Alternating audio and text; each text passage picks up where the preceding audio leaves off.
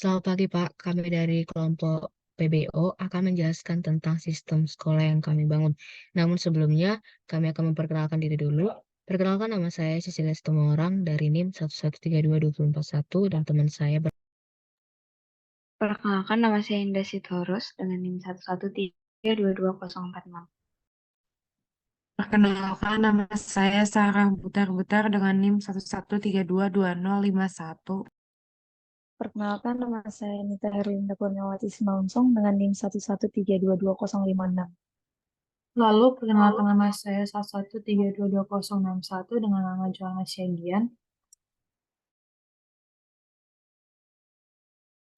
Baik, Pak. Di sini kami akan menjelaskan sistem sekolah yang kami bangun. Yang pertama, fungsi yang kami buat yaitu yang pertama, fungsi login. Yang kedua, fungsi menambahkan data siswa. Fungsi membaca melihat data siswa. Fungsi mengupdate data siswa. Yang Selanjutnya yang akan kelima, dijelaskan ada oleh teman fungsi saya. menghapus data siswa. Yang keenam, fungsi menambah data guru. Yang ketujuh, fungsi membaca atau melihat data guru. Yang kedelapan, fungsi menghapus.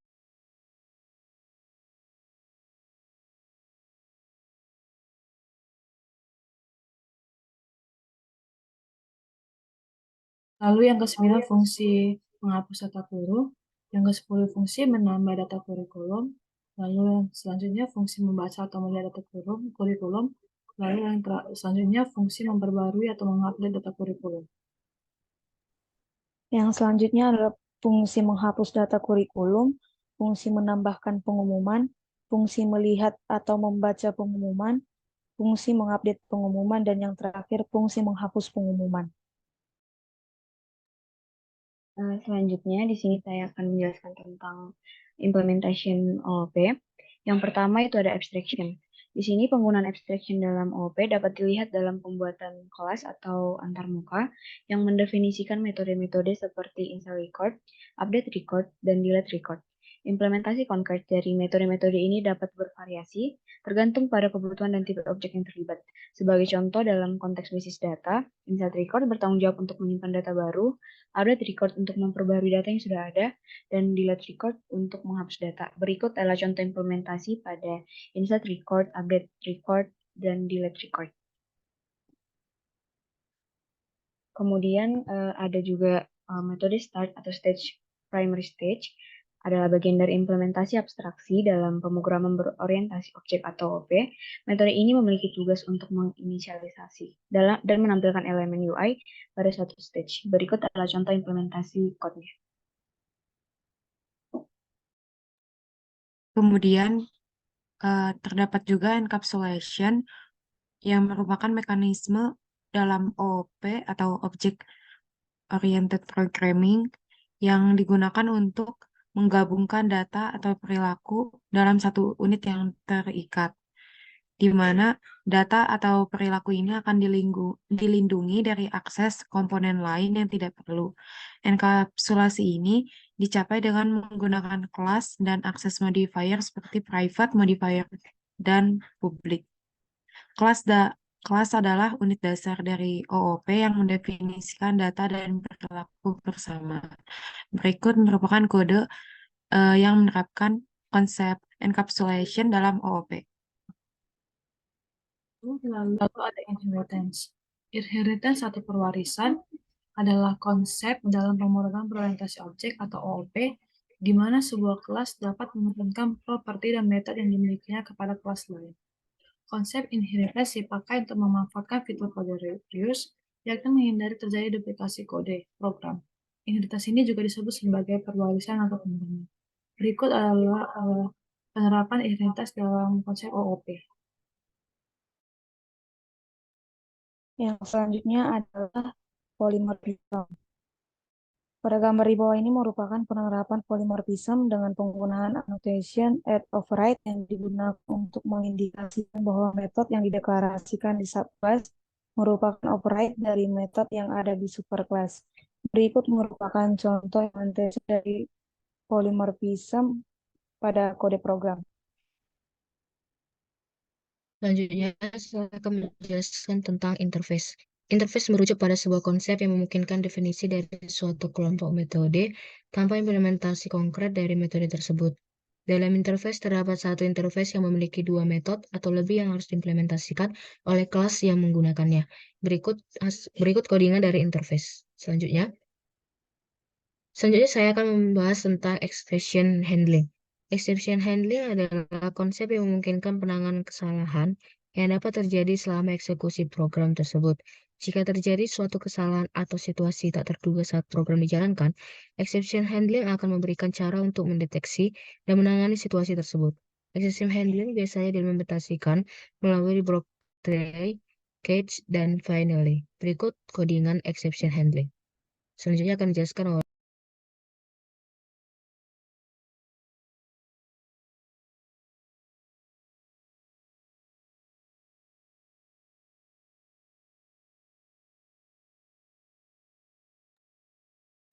Nah, di sini saya akan melakukan demo terhadap program atau aplikasi.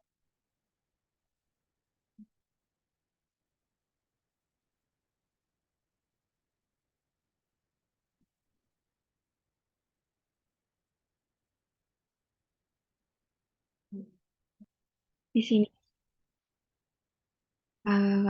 saya akan melakukan demo terhadap program atau aplikasi school yang kami selesaikan dengan JavaFX. Nah, di sini pada saat program pertama kali dibuka akan muncul tampilan user, di mana di sini akan terdapat beberapa informasi statis seperti 250 siswa, 50 guru dan staf, 30 kelas, 3 kurikulum, dan ada informasi address, phone, dan email. Di sini juga kami membuat ada 5 menu, ada home, data siswa, data guru, dan data kurikulum, data pengumuman. Nah, yang pertama itu home, ini adalah untuk halaman home. Kemudian ada data siswa,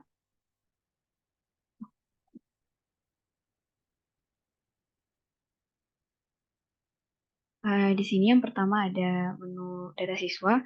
Jika pengguna menekan button data siswa, maka akan menampilkan data siswa seperti ID, nama, gender, tempat tanggal lahir, alamat, dan nomor HP. Data ini dikrut dari halaman admin. Begitu juga dengan data guru, akan menampilkan ID, nama, alamat, email, dan mata pelajaran. Data kurikulum akan menampilkan informasi tentang ID kurikulum, nama kurikulum, dan tahun kurikulum. Pada data pengumuman juga akan menampilkan ID, kategori, judul, isi pengumuman, dan waktu. Nah, kemudian di sini pengguna dapat melakukan login sebagai admin dengan menekan button login. Di sini pada login ini kami menerapkan implementasi OOP yaitu exception handling, yaitu jika user melakukan password atau email yang salah, maka akan muncul alert username dan password blank. Nah, kemudian untuk username dan passwordnya sendiri sudah kami lakukan sesuai dengan database yang sudah kami input. Jika admin berhasil login, maka akan tampil ke halaman admin. Di sini terdapat 4 menu untuk admin dan ada 4 menu yang akan mengarah ke halaman user. Nah, di sini pertama ada menu create data guru. Di sini admin dapat melakukan insert, update, dan delete untuk yang akan ditampilkan pada tabel view berikut. Contohnya seperti ini.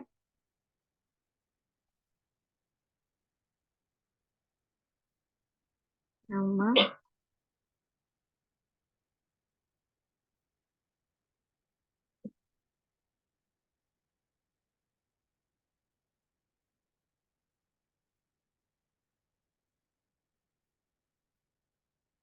jika admin menekan button, maka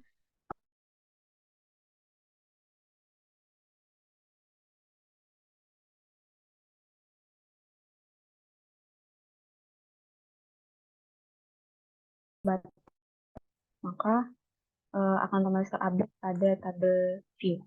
Kemudian jika admin ingin menghapus, maka admin dapat memilih data yang ingin dihapus, kemudian menekan button delete. Nah, kemudian begitu juga untuk create data siswa, hal yang sama. Namun di sini jika admin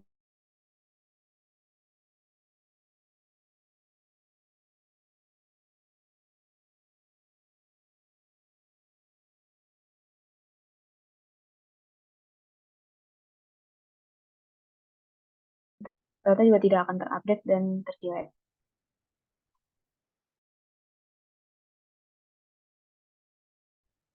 Begitu juga dengan code data pengumuman. Pada setiap code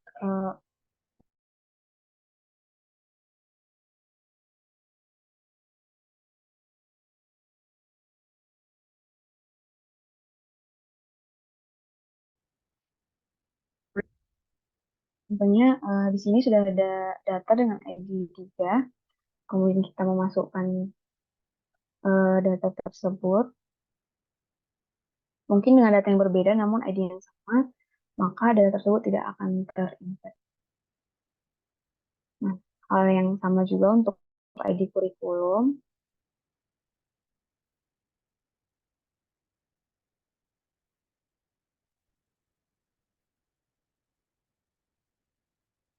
Data akan terinsert, data akan terupdate dengan menekan button update. Nah, kemudian data juga akan terdelete. Nah, kemudian di sini admin juga dapat langsung terarah ke halaman user dengan menekan button guru, siswa, atau pengumuman kurikulum. Kemudian jika admin ingin opt out, maka hanya tinggal menekan tombol logout. Nah, jika admin tadinya mengarah ke halaman user, maka admin tinggal menekan ini, maka langsung menampilkan halaman user tadi.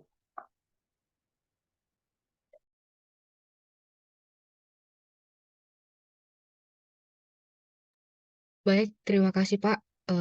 Berikutlah tadi demo yang dari teman saya yang sudah menjelaskan tentang sistem sekolah yang kami bangun. Jikalau ada kesalahan, kami mohon maaf.